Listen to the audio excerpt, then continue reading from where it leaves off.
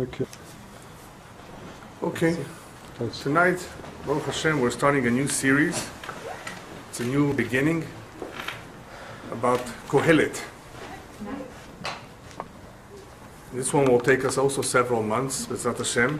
A very important book.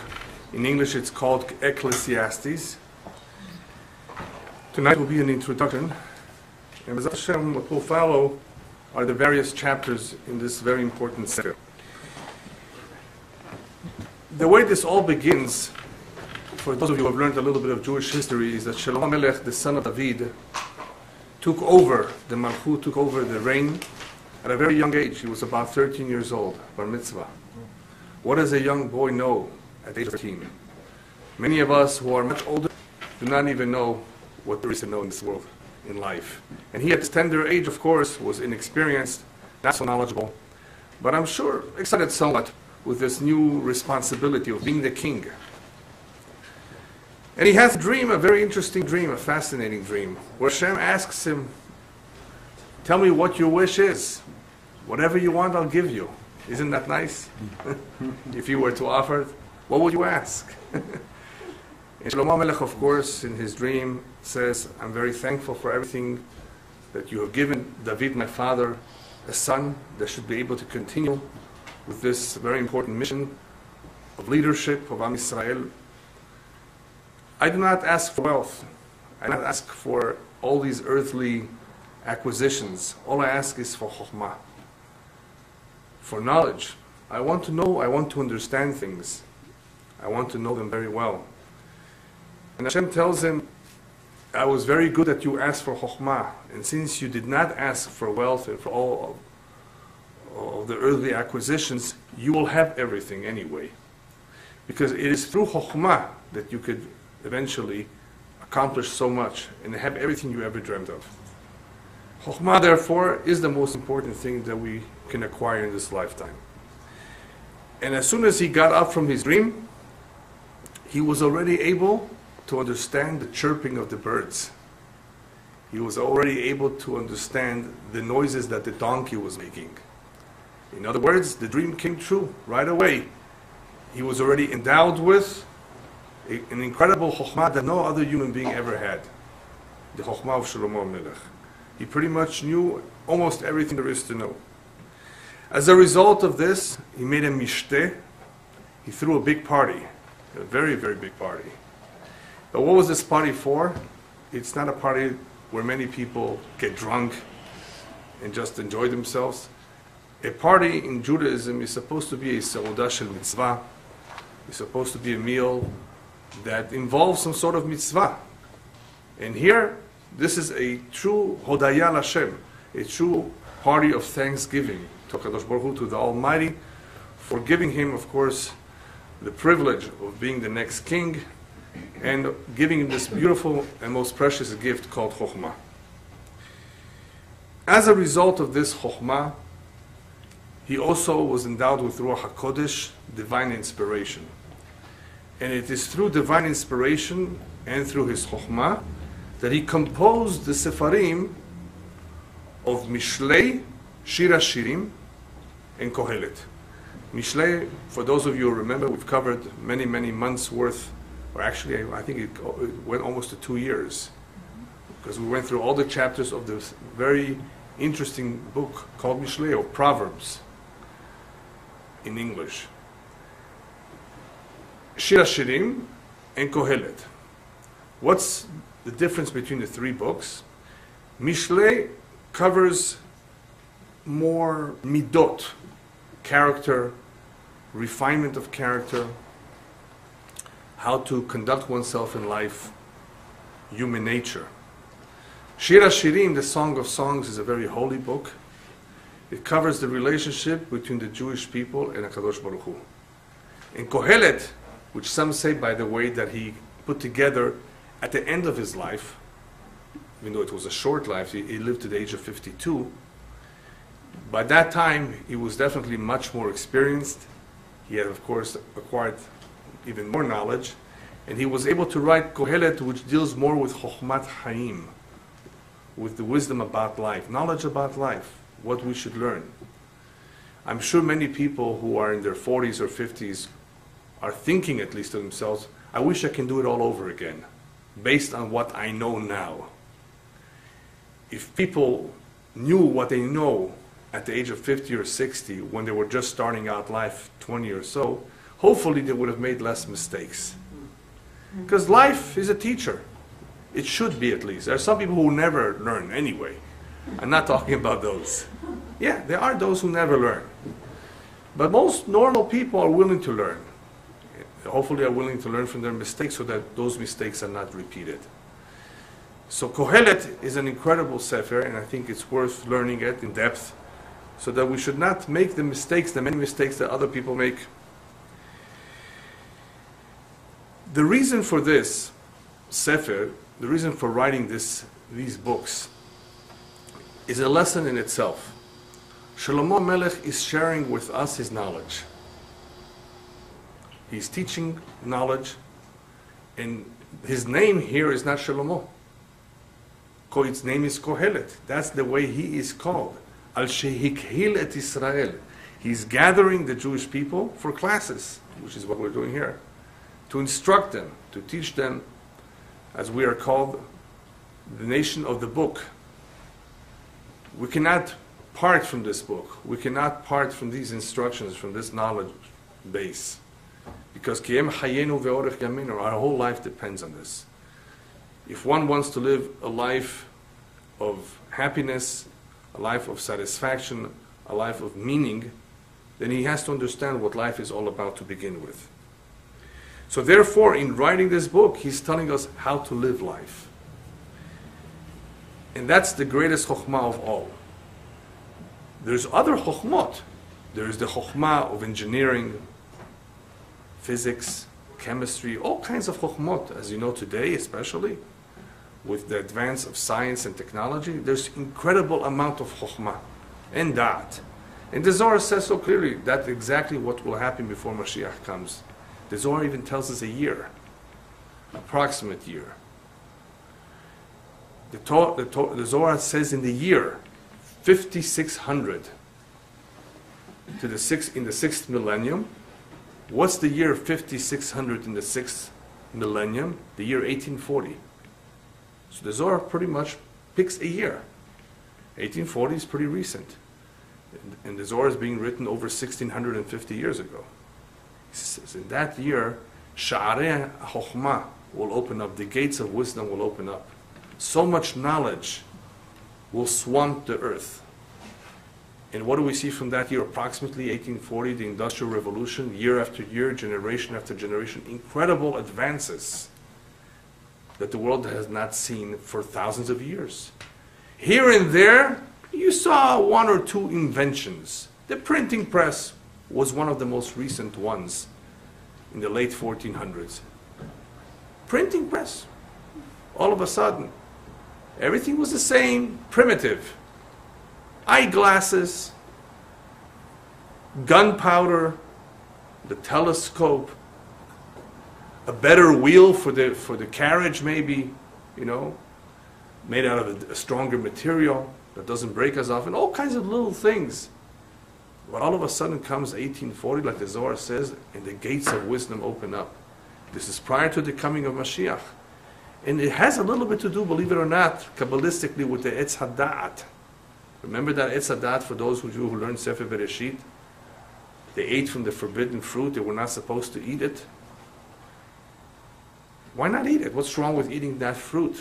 It's knowledge. Don't eat it before I tell you to eat it. You will only eat it when I tell you to. See, people are curious, especially the women. They're more curious than the men. Yeah, you see that very much in the beginning. What does it taste like? Why can't I have it? Anyway, it's a dat, the tree of knowledge. Knowledge can be dangerous to you. If you don't have a guide, you don't have somebody to teach you, to instruct you how to use it, when to use it, it could be dangerous, but it's valuable. There's no doubt about it. It's very valuable.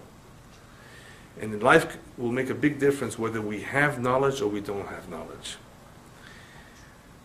So, this Etz HaDat apparently is only coming to fruition. It's only coming about, we're only tasting from it truly in the year 1840 till now. Some dot. You bought a computer 3 years ago, forget it. It's outdated.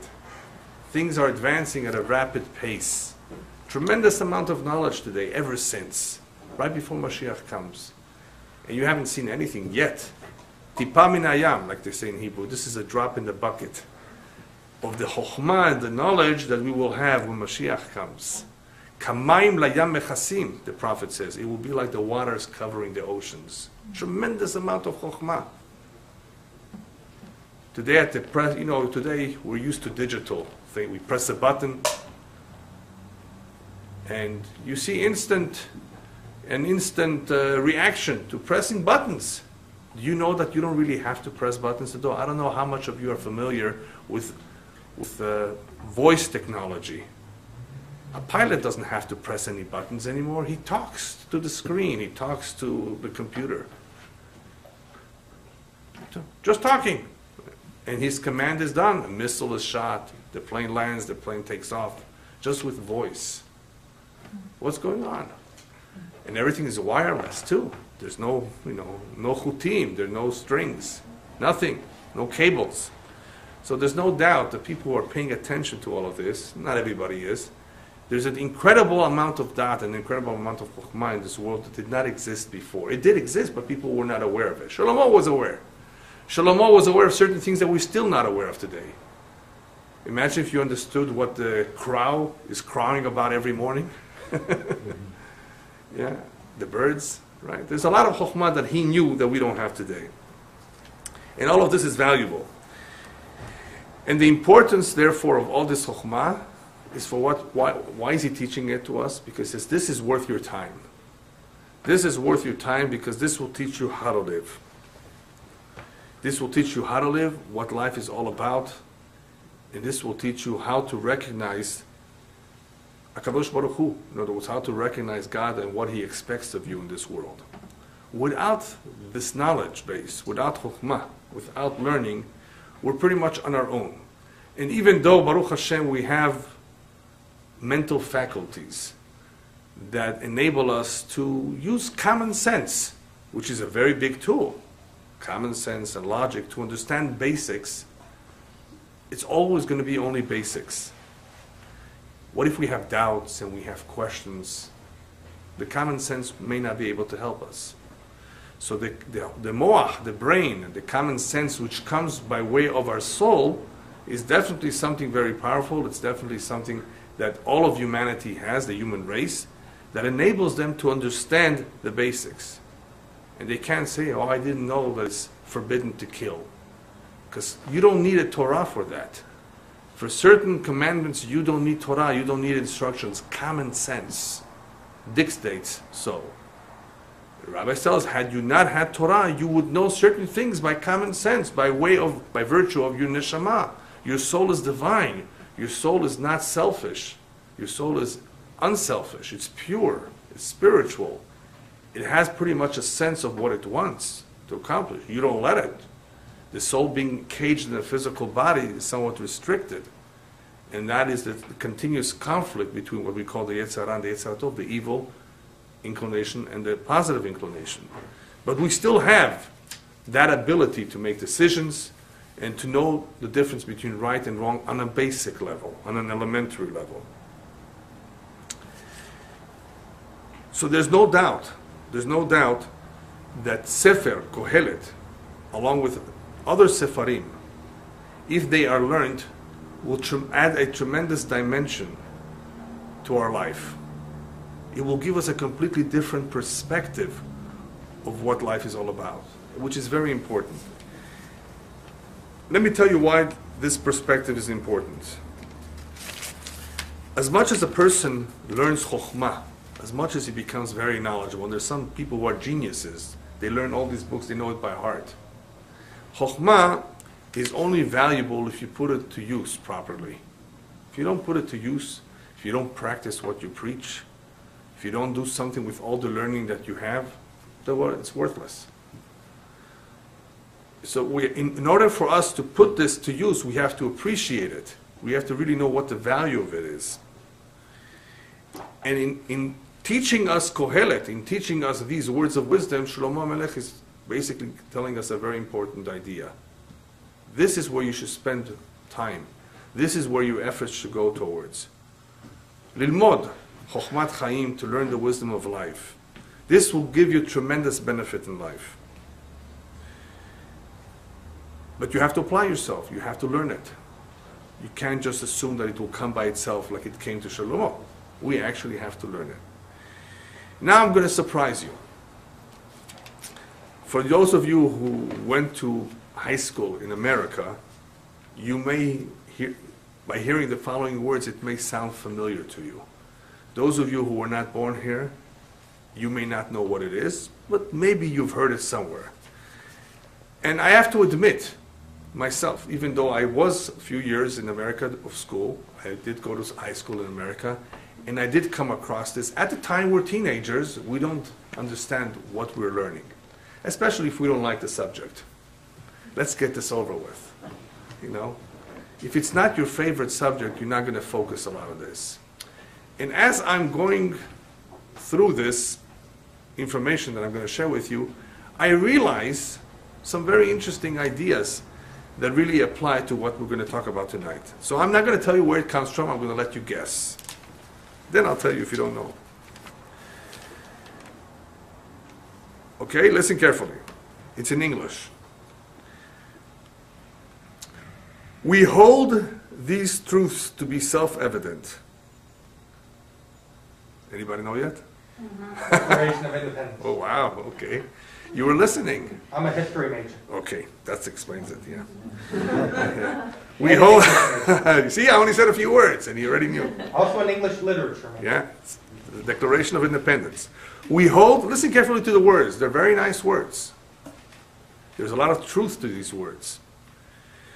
We hold these truths to be self-evident. What does that mean? That they're self-evident, that it means that everybody should be maskim, should be in full agreement with them. It's pashut. That all men are created equal. Why is that? Some people were slaves back then. What do you mean all men are created equal? Yeah, he's referring to what the Torah says, that all men are created in the image of God. There's no such a thing as a better man or a worse man in the eyes of Hashem, of course, when he creates them. It's, of course, up to man to what he does with himself. Later on, he can be a bad individual. But in creating, all men are created equal. They are endowed by their Creator with certain inalienable rights. Hashem gave everybody certain rights. And what are those rights? Some of them, that among these are life, liberty, and pursuit of happiness. How do you know? Yes, life, liberty, and the pursuit of happiness. Beautiful words. Now that I'm reading it at this stage in my life, I really can appreciate it. I make sense of it. I actually pay attention to every word and every comma. Who's writing this? Anybody know? Thomas Jefferson. Thomas Jefferson. He was a smart man. There is a whole discussion about how he put this together, how he formulated, what was he influenced by? Did he read this, or did he read that book? Who did he read? Well, these words, the way they're quoted, are not quoted anywhere else. There are similarities, perhaps, but he actually was conveying here, communicating in a few words, what he thought and what he felt. This is not just made up words to make it look nice. This is going to do what? This Declaration of Independence, and I'm going to point out some words later on too, what is it intended for? Okay, go on. What did he intend to do with these words? He intends to explain the actions that they are about to take, the 13 colonies, to sever their ties with the British monarchy. We don't want to have anything to do with you. We want to run things the way we think. Why? Because you were terrible to us. And in the Declaration of Independence points out, point by point, how terrible they were. How they did not give them what is so basic, even after they requested. So anyway, so when he proposes these beautiful three things of life, liberty, and the pursuit of happiness, how does he propose that people should get them? Right? These are inalienable rights that people should get. How does he propose that people can acquire them? Government. That the government is the power through which these things can be enabled. A government that can enable you to have all these things. Therefore, since that government did not give it to us, since we were deprived of those things that government should have given it to us, we want to make our own government. And he goes on to explain in beautiful words that that is exactly what people should do. If they're unhappy with their government, make a new government. Kick the old one out and bring a new one in that will provide you these basic needs.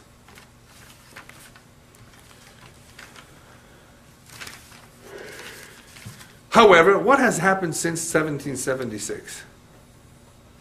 Look at this country, look at any country you want. Well, let's leave out Scandinavia for now.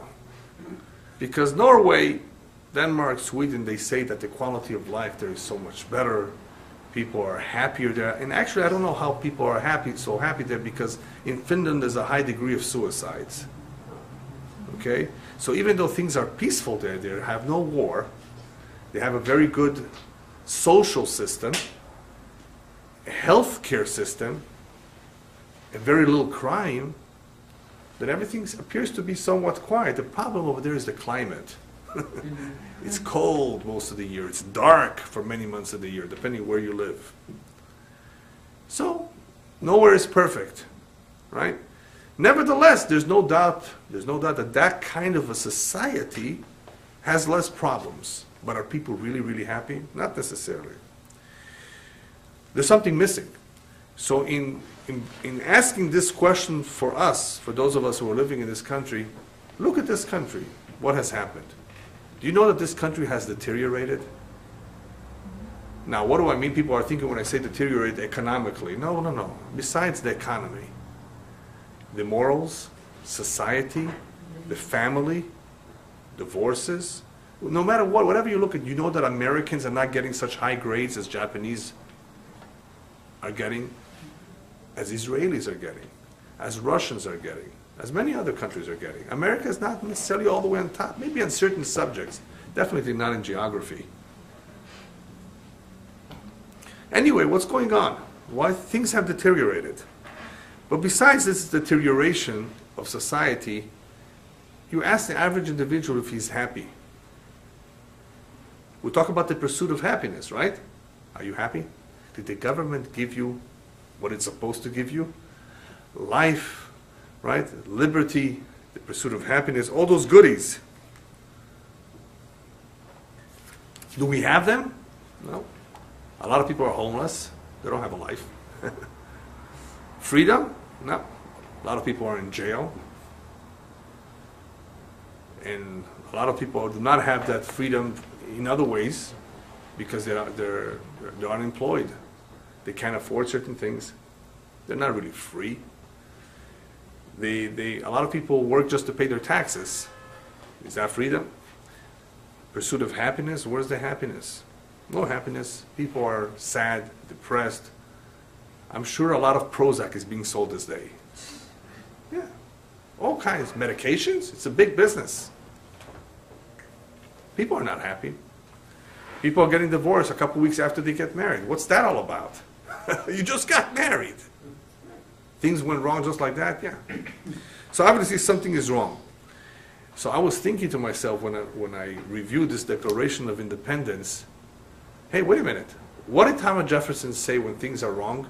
What do? You sever ties with the old system. That's what they did. They severed their ties with their old system. Let's look at what he says. When in the course of human events, and this is really the beginning, when in the course of human events it becomes necessary for one people to dissolve the political bonds which have connected them with another, if it becomes necessary to dissolve, right, to undo the bonds, the connections with another that they were connected to. In other words, if that's what becomes necessary, that's what you do. You sever ties. You make a revolution. And that's what they did. People should be making a revolution. Not the revolution in Egypt today, necessarily. That's too simple. To overthrow this government? Who tells you that the next government will be any better just because it will be democratic? You think you're going to be making more money than before? You think you're going to be happier from before? You think your marriage will be better as a result of a new government? Happiness is not just about money, right? Money doesn't bring happiness. A lot of people have tons of money, they're not happy. So who's telling you that you're going to have those three inalienable rights of a life, of liberty, and pursuit of happiness just because you're going to have another government? But the point is still the same. The point is true. We need to sever the ties of with the old system, with the old way of thinking. So what I'm using, or what I'm doing, is applying this method, or this declaration, this approach, this proposition, to not sever ties with a government, but to sever ties with a system. Because in reality, life is not only about survival. If you want to survive, you can have cereal and milk every morning and you'll survive physically. You don't need steak. You don't even need rice. Now, tell that to a Chinese, and to a Persian, actually. It's going to be very, how do you do without rice? But anyway, you can survive physically with cereal and milk every morning. That's all. You can live to the nice age of 95. Is that life? Physical survival? No, that's not what life is all about. Yeah. Life is more than that. But a lot of people's life today are merukanim mikol tochen. As we say in Hebrew, they are completely empty of any content. There's no content in their life. How do they know there's no content? Because obviously life is about content. It's not just about physical survival. If people are unhappy, even though they have money, something is wrong. People are getting divorced. Something is wrong. Is everybody making the mistake of marrying the wrong person? I don't think so. We've learned many times that marriage is bashert. Marriage is preordained, is predestined for most people. So if Hashem puts two people together, why can't they get along? What's happening? Why are so many people getting divorced? But obviously, people's life are without content, without direction, without knowing what their tachlit, what their mission is. What are they doing here? Why are they alive? What do they live for? And obviously, that's what's causing the problems. You see, they don't have the knowledge of what they're here for. So what do you do when things are wrong? Well, do what Thomas Jefferson proposed. Sever your ties with the old system. Sever your ties with the old way of thinking. Perhaps your way of thinking is wrong. And that is where perspective comes in. Hashkafat olam, hashkafat chaim, perspective. It depends on how you look at life. If you look at life properly, you will be happy. You can only be happy if you understood a little bit what's going on. If you don't look at life properly, you're going to be miserable. You can't be miserable.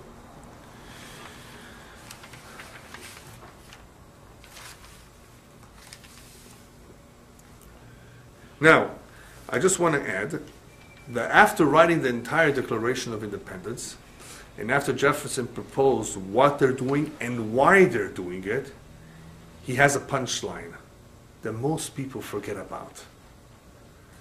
Most Americans, most people are not going to be aware of this punchline. And you know this punchline makes a world of a difference. What's the punchline? Towards the end of the Declaration of Independence, he writes, and for the support of this declaration, with a firm reliance on the protection of divine providence. You remember that? You have a major in history, all right? You remember that part? Yes, I do. Well, very good. Did you know the original seal of the United States was a image of Moshe Rabbeinu splitting the Yam Suf, and it said the death of tyranny is belief in God. Oh, wow, yeah.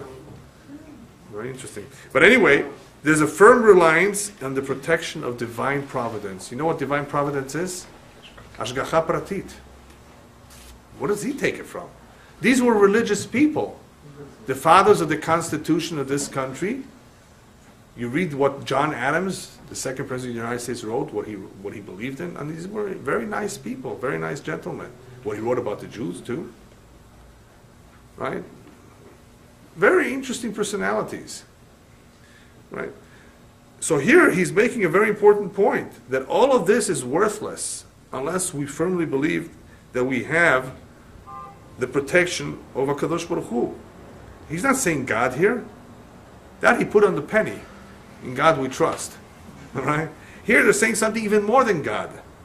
Firm reliance on the protection of divine providence. What it means is that without His help, we're helpless. No matter how strong you can be, no matter how much arms you have, and how many foot soldiers you may have, without divine providence, without Hashgacha Pratit, you're worthless. You're helpless. Very important idea here. And I believe, as I said in the beginning, they not only wrote these things, they actually believed in that. And that is why Thomas Jefferson and other presidents were very sympathetic of the Jews in various ways. They were. Even though he himself, Thomas Jefferson, as much as he was a very knowledgeable, smart individual, very interesting individual, he had some issues with some aspects of Judaism that he had a hard time with understanding why they should be like that. But that's okay. I mean, he had questions. And he didn't have a rabbi to explain to him, what this is all about. And some of his questions are, by the way, answered only through Kabbalah. Not by plain Torah, because he was a knowledgeable man. He read the Torah. He read other, maybe, writings too. So had he had somebody explain to him, he would have had maybe a different perspective about Judaism. Yes? The Talmud. Go ahead. What question did he have? All kinds of issues with certain aspects of Judaism that didn't make sense to him. How God can be cruel, things like that. Things like that, yeah. Philosophical. More of a philosophical, and even certain commandments of why they should be like that. I don't recall each one right now. Certain points that he brings out, why does it have to be like that? That he has some issues with that. But as a whole, he definitely admired the people and believed that they had certain rights and was definitely sympathetic to them. And look at what they believe. Divine providence.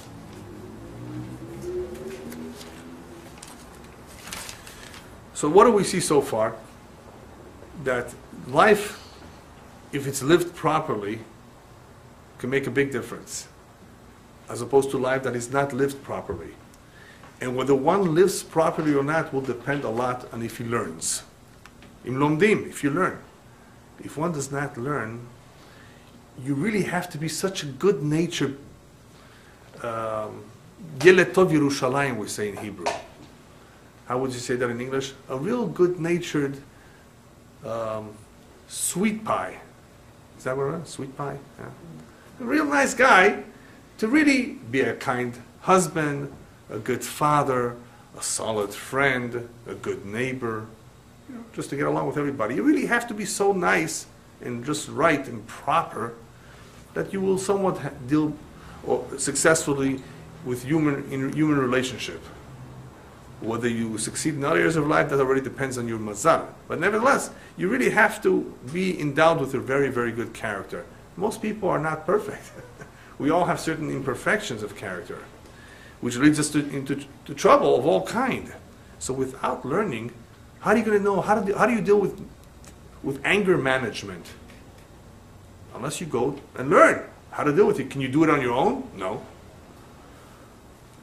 You may not even admit you have this problem, like some people don't. No matter how much they are told, you have this problem, go and get help. I have a problem, you have a problem. That's what they'll tell you. It's sad, it's really sad. So if a person does not see it in the book, he may not know how to go about it. So far,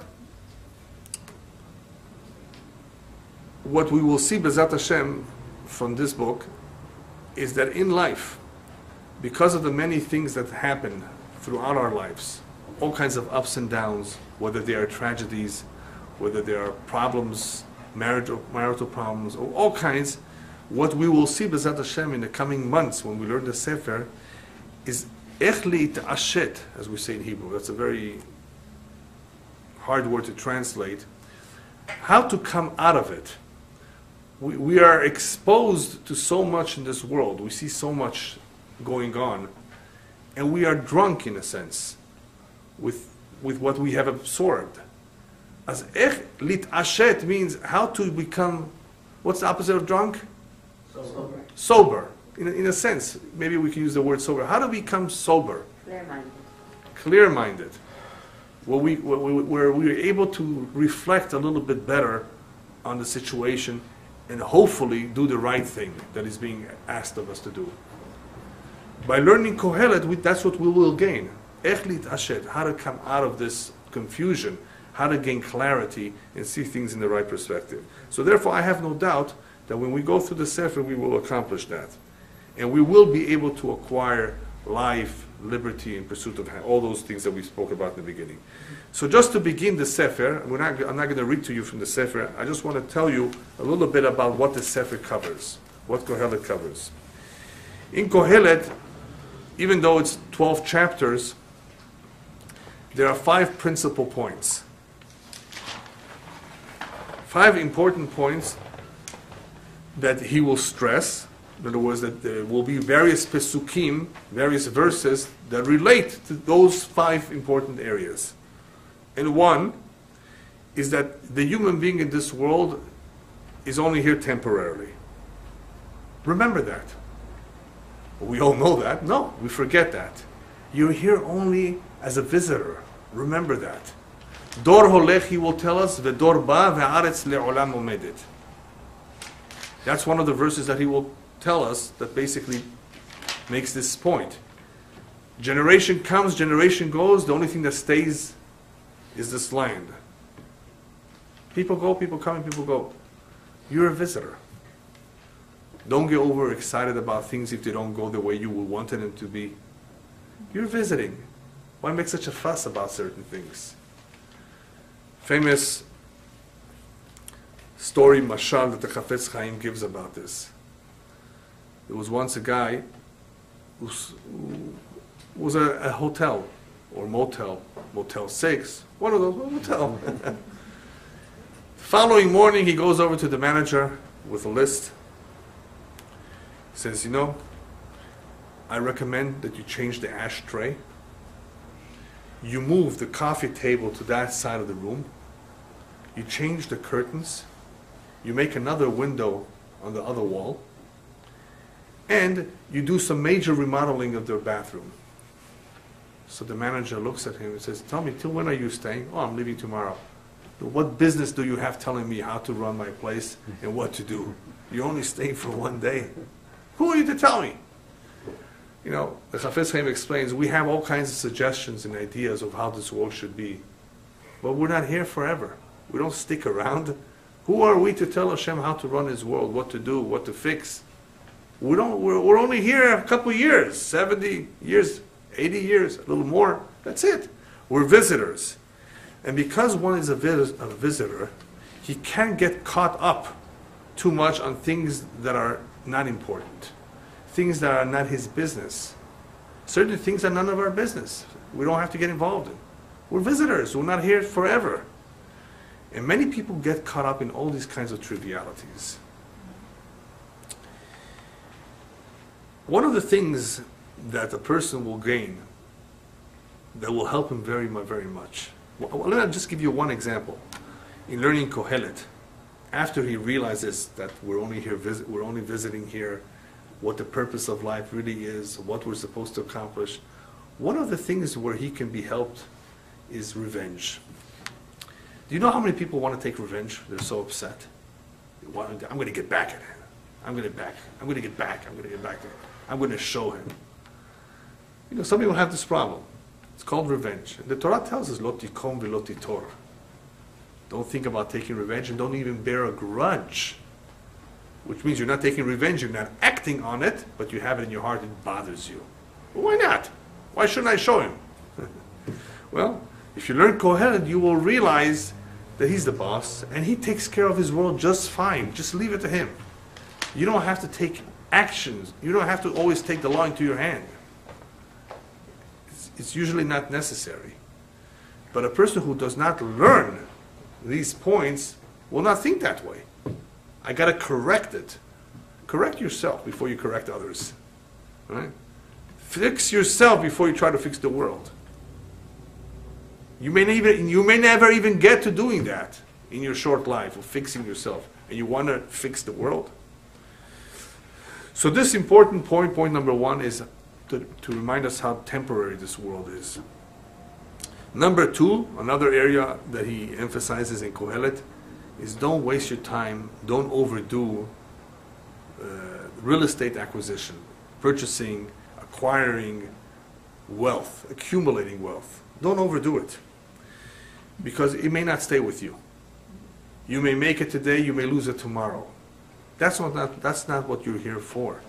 Money is a means, not a goal. So don't overdo it. Don't overkill yourself for money. This is not what you're here for. The main acquisition that we should spend the most time on is kinyan ma'alot ruchaniot, is the acquisition of spiritual heights, of character development, character refinement. These are things worth our time. This is worth our investment. This is where we should put our efforts to acquire. Number three, in Kohelet he will point out the great value of Chokhmah versus Ksilut, the incredible difference between knowledge versus ignorance. You know, a lot of people just don't want to learn. They're happy the way they are. Don't bother me with this. It's okay. To know is not good. Sometimes to know is not good. You know, if you know certain things, maybe it's not too good to know. So he points out the advantage, the yitaron, the advantage of chokhmah over ksilut, over foolishness, over ignorance. Chokhmah is so important, he says, like the difference between day and night, between light and darkness. Those who do not know are like in darkness. And those that know, at least they have light. They may not still do the right thing, but there's tremendous difference between one who knows and one who does not know. So therefore he puts emphasis on knowledge, on learning, and becoming knowledgeable about life. Not about necessarily other things, but about life. What will he gain through this knowledge? First of all, he will come to learn a little bit more about his tachlit, what he's here for. Go down the street and take your average American citizen. Sir, do you know what you're doing here? Why are you alive? What is it for? What? What kind of a question is that? I mean, first of all, he'll be shocked by the question. Yeah. What do you live for? One lady in Israel was asked this question. Giveret, b'shilmat chaya. Le'enot mi'ashemesh, to enjoy the sun. That's the first thing that came to her mind, to enjoy the sun. What kind of an answer is that? That was her immediate reaction. Try it out one day. See what kind of reactions you get. What kind of an answer you will get from somebody who never thought about this question, never pondered the question. What do you live for? Yeah. So by learning, hopefully we will have a better idea of this very important question, what do we live for? Number four,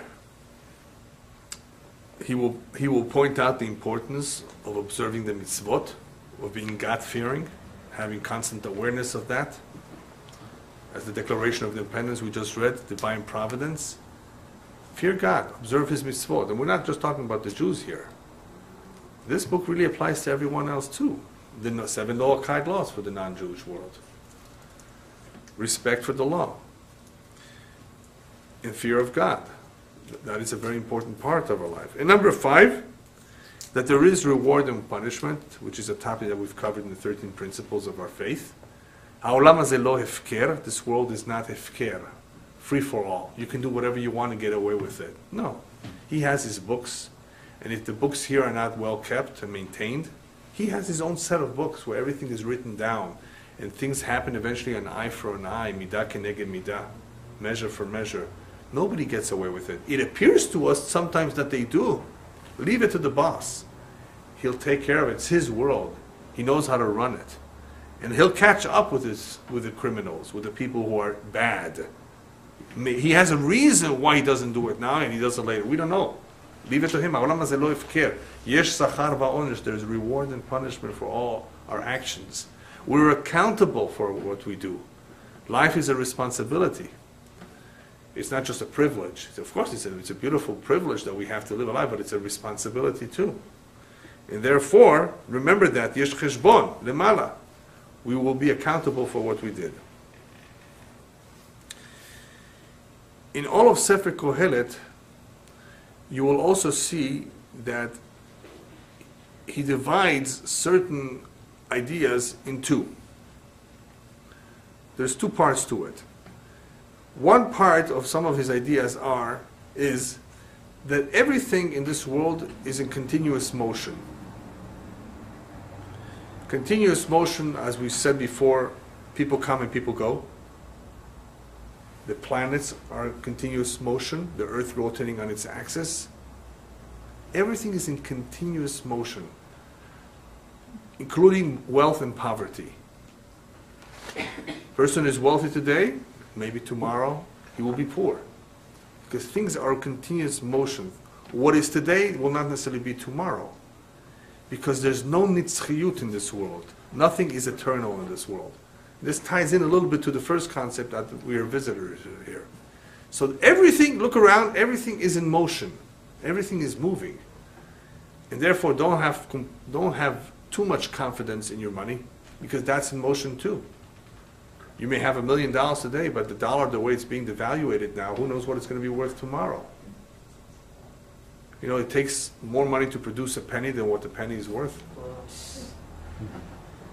To produce that little penny, it takes more money than what it's worth. Yeah. So, everything is in motion, nothing is forever. So, that is one idea, one part of what he's trying to tell us. The second part of what he's trying to tell us is that even though you see that everything is in motion, and everything is a bunch of vanities, and that things don't last forever, don't be too negative about it either. You know, here I'm pointing to you all the silliness in the pursuit of these empty things that don't last forever. On the other hand, I tell you the second part is also very important. Don't be too negative that, well, then why do it? Why build a home? Why get married? Why have children? Right? Why do all these things? What for then? If all of this is anyway temporary, if all this money anyway can be taken away from me. You know, the Gemara has a very nice saying. We have to thank the Meshugaim. That's what the Gemara says. Thanks to the Meshugaim. You know what Meshugaim is? Thanks to the crazy people of this world who build all kinds of skyscrapers. Who builds skyscrapers? Meshugaim. That's what the Gemara says. Why? Because they're not. You know, it's going to be around after they leave. You know, they're building themselves a big mansion. They're building a big building, and before you know it, they have to leave. But they have these wild ideas. That's why they're called Meshugaim. They have wild ideas. What's the wild idea? Got to build, invest, sell. It's called in Hebrew legalgel. You know, to roll things. I'm going to move things. You know, I'm going to make this. I'm going to buy this. I'm going to sell that. These are the crazy people who do crazy things. But because of them, ha'olam nivna, biglal ha'meshugaim, because of the crazy people, the world is being developed and built up. Some guy had a crazy idea. Right? The capital city today of Brazil is Brasilia. It used to be Rio de Janeiro. So there were some guys who said, you know what? We can't just all live by the coast. The majority of the population of Brazil lives by the coast, along coast. We have such a big country. It's bigger than the United States without Alaska, Brazil. Much bigger. And we have all this jungle and forest. It's unused. But people are around here. So how do we get people to move there? We're going to move the capital city, I think it's about 600 miles, inland. In this way, people will start moving. And a little bit, of course, it helped. There's all kinds of cities sprang around, and there's more and more cities in the interior, some even in the jungle. Not so much, but a little bit. But imagine, had somebody not thought of this idea, it wouldn't have happened at all. This brought jobs, this brought all kinds of things along with it. So you need somebody to think of some crazy idea, even though the idea is not a bad idea, but still it's an incredible idea to get things moving. Excuse me. Yes? Does it mean it's good to be Meshuga? No, the rabbis are telling us that there's a benefit from the Meshugaim too. I don't think it's such a good thing to be a Meshuga, but the rabbis tell us, you see, we need them too. Hashem put them here in this world too. So we have people, sheyesh lam amon meretz, who have tremendous amount of initiative and of courage and are motivated. Maleh meretz, will do all these kinds of things. And you have the other people who say, wait a minute, take it easy, mañana, we'll do it tomorrow. All kinds of people, all kinds of attitudes. We need all of these people, right? Because the guys who push too hard need somebody to stop him. Don't overdo it. The guy who doesn't do anything, we need to push him, hey, come on, do something. So of course, HaKadosh Baruch Hu has a balance of all kinds of people. Human nature, in all its forms and aspects, is good. But what's funny about this is that had it not been for this Meshugaim, the world would not be a developed place. They're the ones who have these crazy ideas to, look at the city.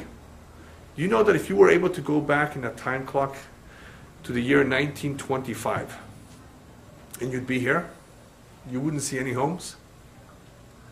The majority of the homes that were built in this neighborhood only began with 1926. You had some buildings, you had some stores, but not homes. Empty fields, you had orchards. Same thing in Israel. Go to Israel, you don't have to go back that many years, even less. But you have people building. And you know how big the city is? Los Angeles? Incredible. If you look at a map, look at from a plane, you look what's going on. When was all of this built? By Meshugaim. Meshugaim, they built.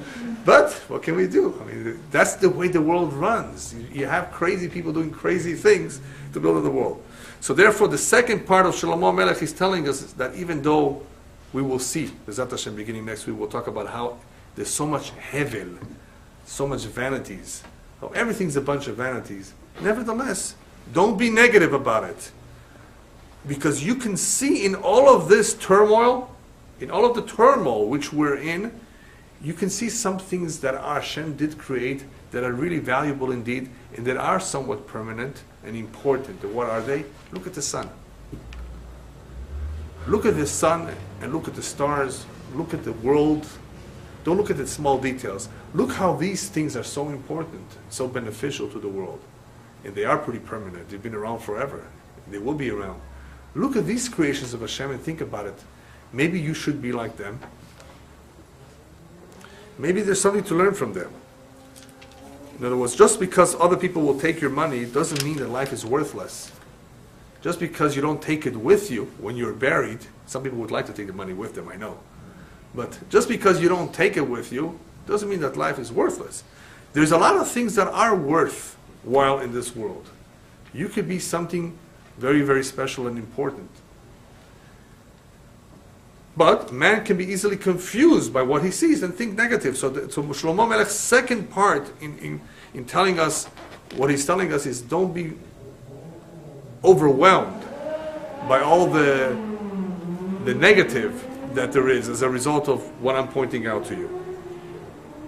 There's definitely some benefit. And what is the benefit? The benefit is like this. If life does have a purpose, if life does have meaning, then perhaps I can do something meaningful. And once somebody will learn Kohelet, he will see that what's very, very meaningful is ma'asim tovim, good deeds. And all these good deeds can only come about through learning and realizing the importance and the value of these things. In other words, man's contribution does not have to be through things that are meshugaim. Man's contribution can be through meaningful things. By looking at Hashem's creation, by looking at the sun and seeing how meaningful and important they are, he can also be a meaningful contributor. And in this way, Kohelet, B'ezrat Hashem, will convince us that there is a way that man can emulate the ways of his Creator and be like him, which is what the rabbis tell us, which is really part of the tachlit, part of the purpose of life.